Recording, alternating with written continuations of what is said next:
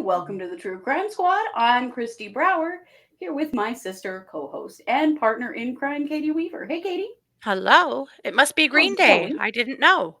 I know. Look, I guess I did know. It's because, by God, it's spring. Idaho, listen up. Now we're gonna have snow all weekend because it's Easter, so of course we will. Oh my gosh, how many Easter egg hunts did we do in the snow? The majority of them, Mm-hmm. I would say. Yeah, but whatever. It's almost over. Mm-hmm. You know us. We're not happy if we're not bitching about the weather because we're from Idaho. Well, and that is a storied and respected pastime here. It's our birthright. But once Easter's over, things usually straighten up. So we had a good run there for a few years where we camped Easter weekend every year. And then it's just gotten too wet and shitty to do that. Can't do it anymore. Nope. I know. I wish we were camping. Wouldn't that be great? I know, I do too. My motorhome's sitting in my driveway, just waiting. I know. Soon. Yes. Soon, definitely. Well, we better get started. This is a roundup, and we normally do 6 cases. But today we're doing 5 because we both found this first case so damn creepy that we both picked it. So we're going to kick this right off with a little creepy crime.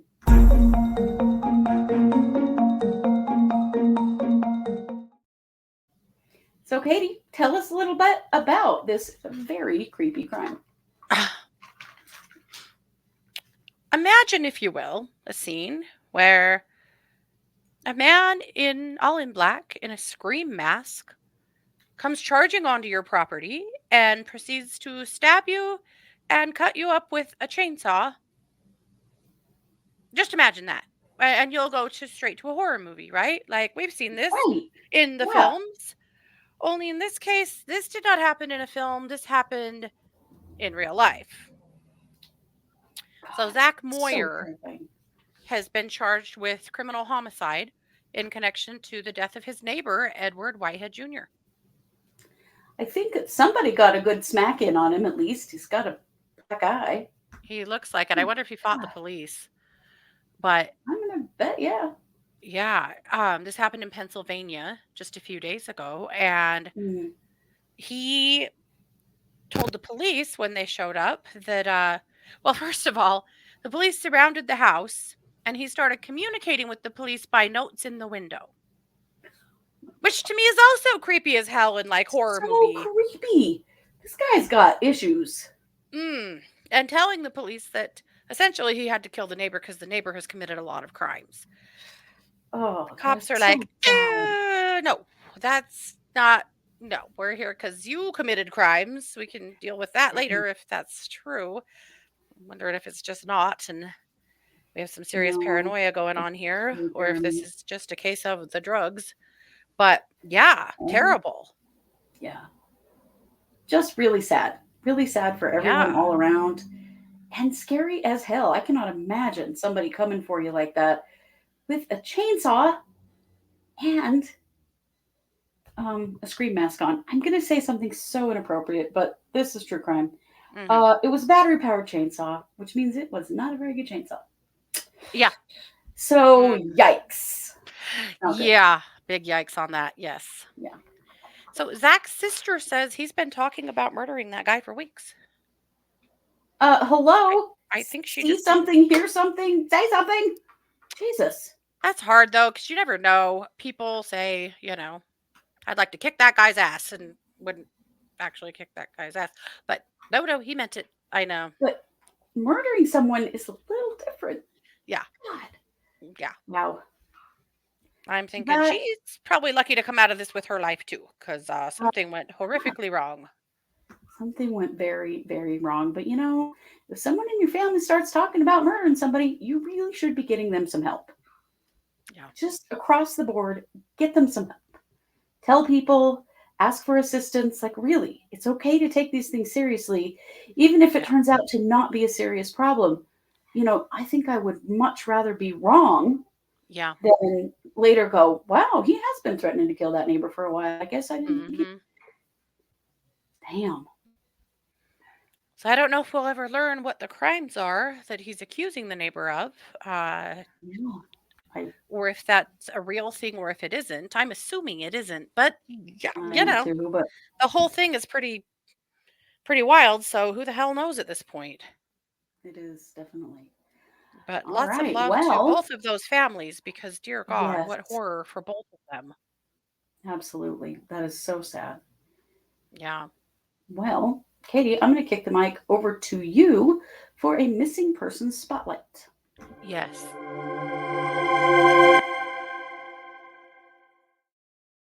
Okay, there has been a college student missing in Corpus Christi, Texas for about 3 weeks. And honestly, I hadn't covered it because there were some another missing college student at the time, Riley Yeah, Strand.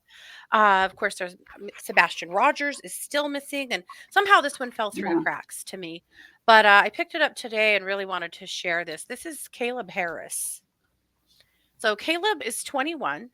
He's a Texas A&M student and he vanished in the middle of the night or early in the morning, sometime on March 4th. Mm, So the police have just released a timeline. So I want to share the timeline with you. I'm going to share another picture of Riley too. not Riley, right, Caleb? Or I'm sorry, I'm stuck on Riley now.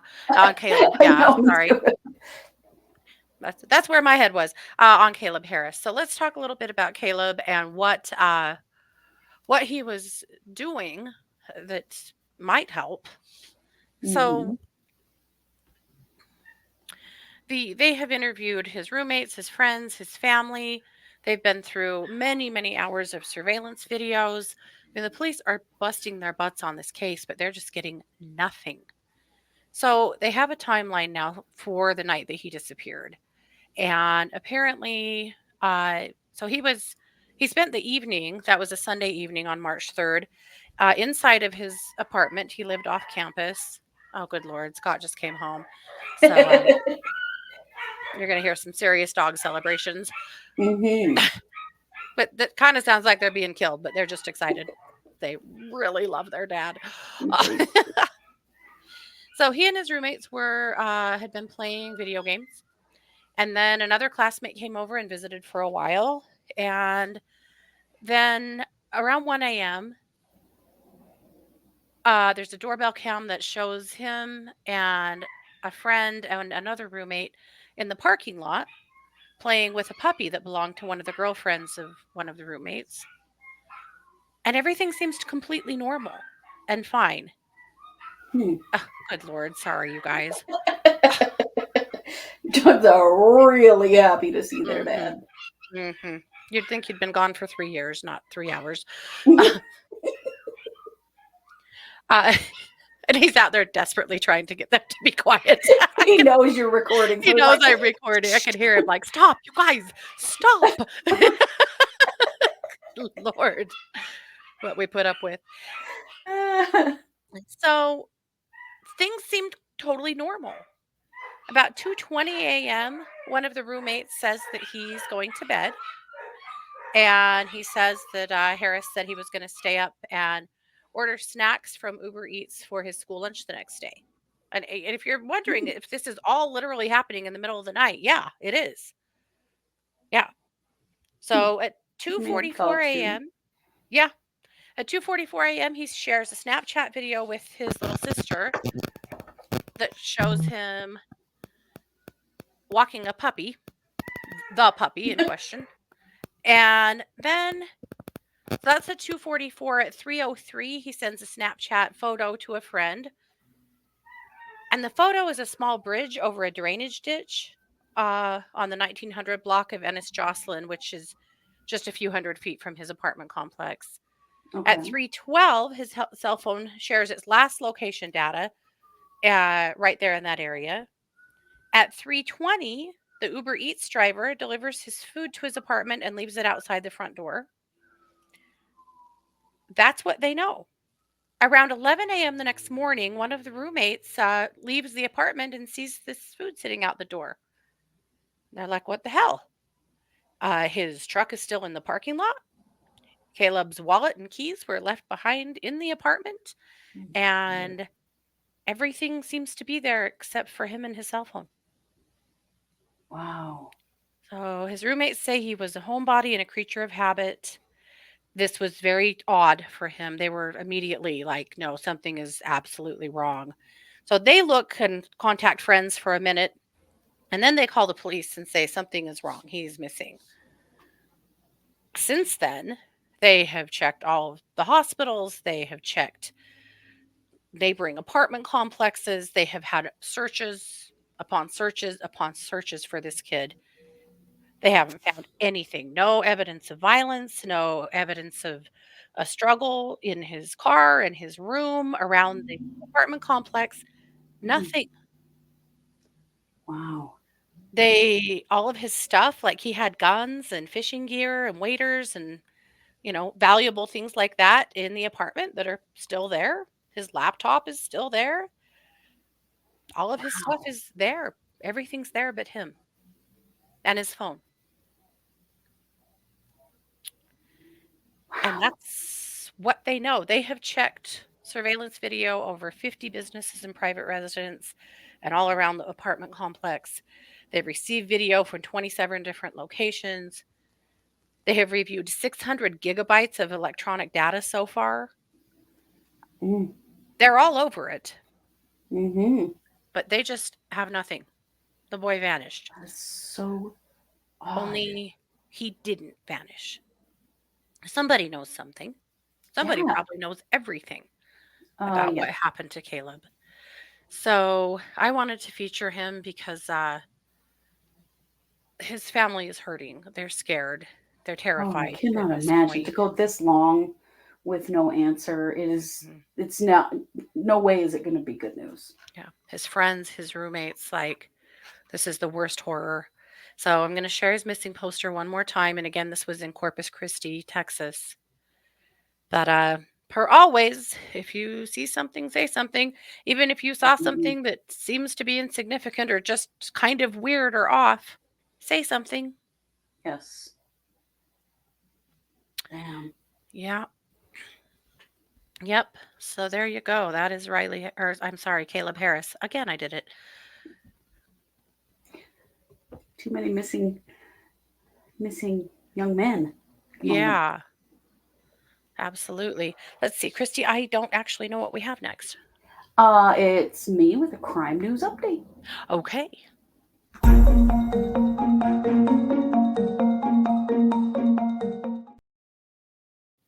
Well, there's a little update in Bryan Kohberger, the accused murderer of the Idaho 4 college students out of northern Idaho, Moscow, Idaho. Apparently, his defense attorneys have taken a little page out of the Daybell Vallow casebook because it Oh turns dear God. they have been trying to poll potential jurors. Oh, I There, did see this. Yeah. there was a survey out there to try to poll potential jurors, and if you Hmm. recall, that happened fairly early on in the Daybell Vallow case, Hmm. and they got in big trouble for it too. Hmm. So, um, so what the thing is, the the venue has not been changed for this case yet. We think it will be. Hmm. We don't think it's going to actually happen in Latah County. It's too small of a juror pool. Hmm. But the judge is like, hold the phone. Hmm. Judge Yeah. did not like this at all and has Hmm. ordered that neither side should be polling jurors Hmm. ahead of a venue change. There's a venue change hearing coming up Hmm. that may move the trial, and they just shouldn't be messing around with the jury pool, period. Yeah. And I know, we saw this with uh, the defense in Daybell Vallow, and they were polling the jury in like Fremont County and Madison and kind of Mhm. surrounding counties. Right, we I got called. don't, My house yeah, got you several calls, actually got yeah. called. I don't know where they were polling, but it's just not smart to do. Yeah. And there are very specific rules around doing it. And just getting started doing it on your own seems to always get you in trouble. Well, that's why Daybell Vallow got in trouble because they had hired a survey firm to Yeah. do it that wasn't qualified to do this kind of surveying. Right. And I don't know because they haven't had a hearing on this yet. The judge just halted it and said, Mhm. until we have a hearing and can talk about this, knock it off. Yeah. So Ann Taylor, Koberger's defense attorney, Mhm. argued that the survey that the defense was conducting met the legal standards warranted in a potential death penalty case. And Mhm. remember, this is one of those things, right, where a death penalty jury, all of the people on that jury have to have agreed that they can give someone the death penalty. Yep. They don't And have a so, moral or religious, yeah, or deep opposition. opposition to it, yeah. Yeah. So Ann Taylor is also saying that because the judge made the order before they've actually had a hearing about it, that his 14th Amendment rights to due process were violated. Judges halt things all the time and then have a hearing about it. This is not unusual. Um, so what Judge wrote was both parties are prohibited from contacting potential jurors about this case, including via third parties, until further order of the court. Mhm. And a hearing on this will be held as soon as possible. So, should be interesting to see what happens with this. I honestly, it's there because they're trying to prepare for the change of venue hearing, Yeah. right? And the defense is going to try to keep the.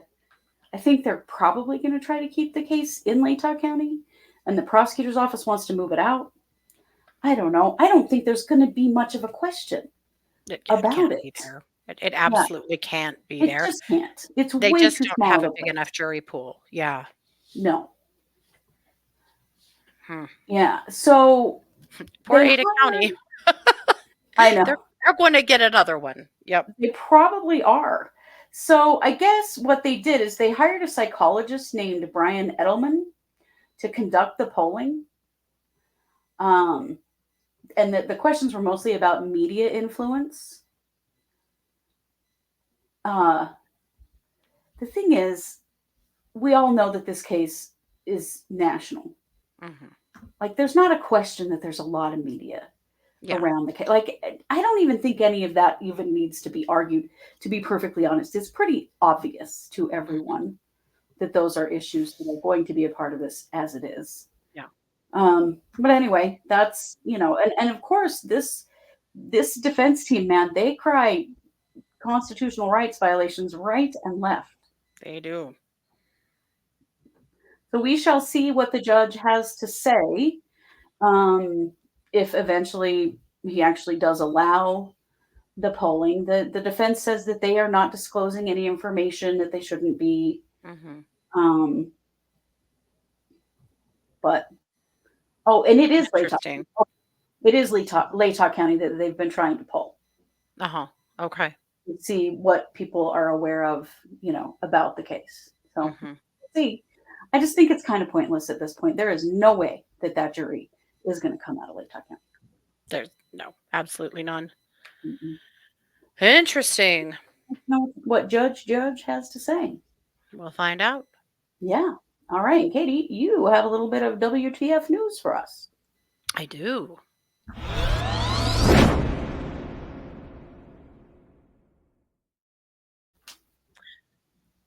This is Venzio Jewelers. Venzio has befallen a bad fate. They Mhm. are the victims of a jewel robbery. Oh boy. And it is as Ocean's 11 as you can imagine, Is it? pretty much. So this happened few days ago, and it happened at Venzio Jewelers at Ocean County Mall in New Jersey. Okay. And the store next door to the mall was an empty spot, an empty building, Huh. empty space. Mm-hmm. And the jewelers, or the thieves, excuse me, broke into that space and then cut a hole in the wall Oh and managed boy. to steal $1 million worth of jewelry Oh geez. sneaking in there from the adjacent mall. They also cut the cables and phone lines to Benzio Jewelers. This happened sometime on Wednesday between 8 p.m. and Thursday at 10 a.m. So Oh sometime in wow. the night, I'm going to assume. Mm-hmm. So people showed up to work Thursday morning, and holy shit, we've got some big problems. So the hole that they cut gave them access to the jeweler's back office. Oh. And they also opened their safe. They had a big, large safe that they opened. Big, large. I said that. Uh, It it was was big huge. and large. Yeah. They opened that with a torch. Wow. There was a lot of So planning that went into this. a lot of planning, and they obviously had plenty of time. Yeah, they knew. They Yeah. must have known they had plenty of time. Yeah. So of course there's, an epic investigation going on now into who in the hell did this and how they got away with it and how they got out. I'm curious to know how they knew where to cut to get into the jeweler's back office where a Mm-hmm. lot of the things would be that they need. Also how they knew like just the layout and what kind of a torch they Definitely would need to cut the done safe some open. And pre-planning. Yeah. yeah, it sure seems like it. So anyway, police are mystified at this point, but they're working on it. So hard yikes. I hope they figure this one out. Somebody's going to be Yeah. fencing a lot of jewelry somewhere. It's just sad to see people's livelihood get attacked. Yeah. Like, somebody owns that jewelry store and pays their Yeah. employees, and it's just not right. Yeah. That's a lot of money. Yeah, it is. Yeah. All righty. Well, you're going to end us out with what? Some dumb criminals. Oh, we'll take it. Our favorite.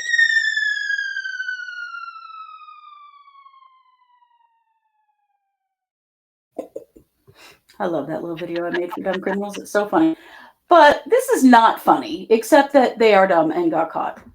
But these two stable geniuses right here tried to sell their newborn twins for $5,000. What? Yeah. Oh. Look at these idiots. They're smiling in their mugshots. Like, what are you doing? So, Fools. this is Zachary Davis and Jacqueline Keith. And they're actually being charged with human trafficking. So apparently, they tried to sell their newborn twins to a relative. Mm-hmm. I don't know what made them think that people were not going to report this, right? So it was Zachary Davis's sister-in-law who called the police and said that they had talked to her and told her that they wanted to sell her their daughters for $5,000. And that she had screenshots and a video of the conversation. Like, talk about dumb criminals. My God.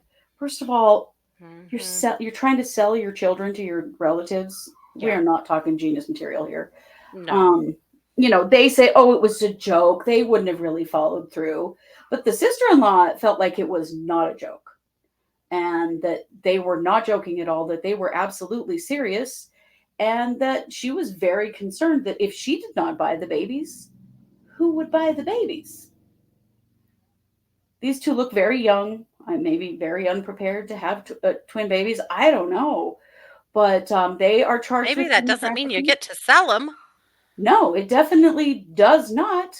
And it What is the not, hell? that is not funny to joke about. And if somebody jokes about selling their kid because they're in trouble, there's not an actual like dollar amount discussed. And like, You're not really trying to set up a deal, but these two idiots did. So hopefully this means those babies will go somewhere else forever because these people certainly don't deserve to have them. And good on the sister-in-law for speaking up and sharing this information with the police and taking this seriously because I mean, Yeah. the sad thing is that this literally does happen and it happens right here in the United States. And it's terrifying and scary. I mean, Yeah. who, like, what if they found somebody that said yes Right. and took those Right. babies to where? For what purpose? To some fate worse than death, probably. I mean, Okay. So, new business idea. Not business, mm, new website idea. mm, You know that uh hireahitman.com hitman. site? Yeah. Maybe somebody, not me, needs to come up with a site like that that pretends like they're on the dark web. Yeah. And is the sellyourkid.com, and just maybe some of these Hmm. fools that would sell their children to traffickers would get caught up in this and we would save some children that way. It'd be worth it because hirehitman.com just caught another hitman, another attempt Yep. at trying to get somebody killed because Yep. people be stupid. Yep. And fortunately, These two and fools would have grateful. gone there. They would Yeah, have they gone would there. have. Hmm. Mhm. To have done this with a family member who knows them, Yeah. and to the level of which that this person was afraid that they really would sell their kids. Yeah. My God. So That's they're in jail. scary. Let's hope they stay there a long time and that these babies are okay. Yeah. And it is a great example of see or hear something and say something. Say something. Always. Yep. It's so much better to be wrong Yeah. than it is to be right after the fact. Yeah. What if these I babies wish would you have had told vanished something. and this girl would have Right. gone, holy shit, She would they have really did felt it. terrible. And those Yep. children could have been gone to who knows who. Yep. For what purpose? Yeah. We live in a crazy, fucked up world, you guys. Mm. These days, I just don't think that you can really not take things like that seriously. Yeah. Because people are wild. They are, and the truth is that those things are happening, and they're happening right here in the United States. Absolutely. The idea that Yeah. this is stuff that happens from outside the country, and it's illegals that do these things, and I don't use that term; I use undocumented. But I'm quoting a bunch of bullshit. Mm-hmm. Um, no, those things are happening right here in the U.S. Americans, white people, Mm-hmm. committing crimes like this, and we need to get a lot smarter about Yep. recognizing when somebody is not kidding. Yep. So good on the sister-in-law. Yikes, yikes. Yeah, good on her. Yeah. All right. Well, that is it for us. We're headed off to crank out a couple of brand new Patreons for you because it's the end. And of course, we always do them at the very last second. But keep an eye out for that. If you didn't know, we are on Patreon. We do 2 extra episodes a month. And you can choose, whether you get 1 or 2, whether you get them by video or by audio. We have some different, levels. Uh, Mm-hmm. Helps us pay the bills and support what we do and Mm-hmm. support our time, and we do appreciate that very much. So you can just watch this True Crime Squad over on patreon.com and check out. We have 4 years worth of content over there. And Yeah. once you become a patron, you have access to all of it. Mm-hmm. So, I mean, if you want to binge True Crime Squad, That'd be the way to do it. Yeah. yes, Well, absolutely. small spoiler alert. My Mm. episode for this month is called Naked and Not Afraid. Oh, Lord. Well, my episode is about the Antwerp diamond heist. So it's going to be a good month. Mm-hmm. Naked and not afraid. Oh no, I'm already afraid. You should be afraid. I'm sure. After my episode last month, which was called "Keep It in Your Pants," also out of your pants. Yeah, you You can inspired only me. imagine what that's about. Yep, you really inspired me. Yep. All right. Well, thanks for being here. Go check us out on Patreon. And as always, we appreciate you all so very much. And you know it, we are the True Crime Squad. Take care.